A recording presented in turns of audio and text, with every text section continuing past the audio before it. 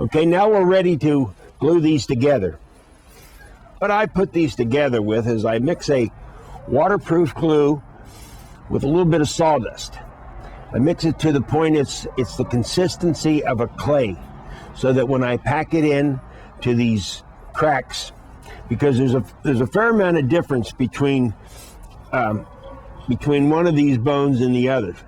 So you need to fill in those spaces, and like I said, the sawdust and the glue will work real well for you. Now I'm going to go ahead right now and mix some of that up.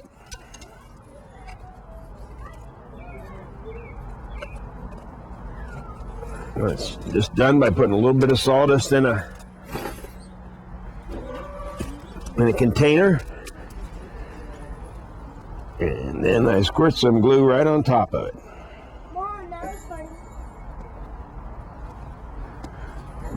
Let's start off with a little bit, and then I'll mix it up.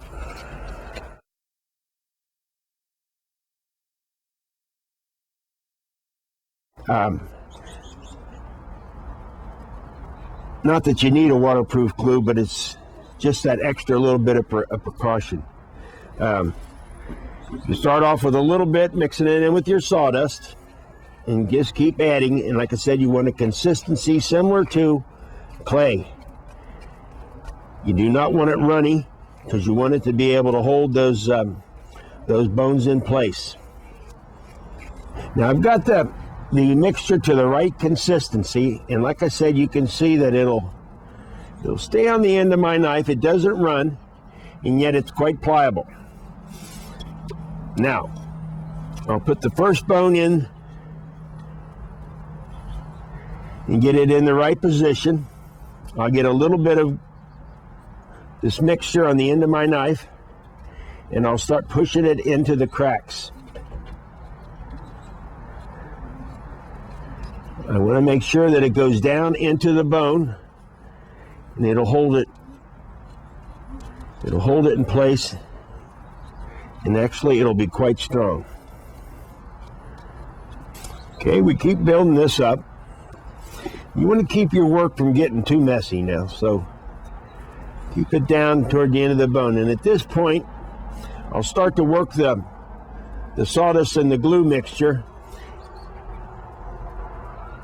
and tapering one bone into the other. Okay, now we've got this one pretty well tapered. You want the transition from one bone to the next to be rather smooth, because we're going to cover these with a piece of leather later, and it makes it much easier if it's a smooth transition. Alrighty, we got this one done. Now once this dries, we'll need to sand it. Okay, now it's time for the next bone to go in here.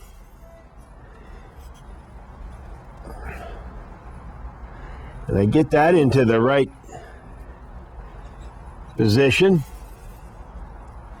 and I start packing it the same as I did the first joint.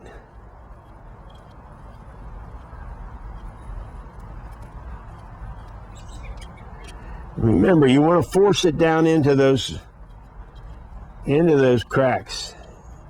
And as you force it down, you just pick it up and bring it up and force it down again. You want it, your bone is going to be in there about 1/4 of an inch to 1/2 an inch, so you want it to go that far down.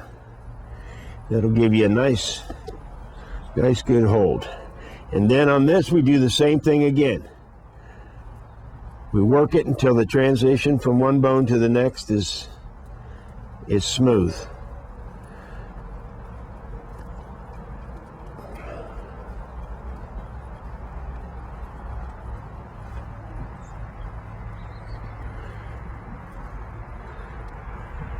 You want it as smooth as you can. We are going to sand it again later, but for right now,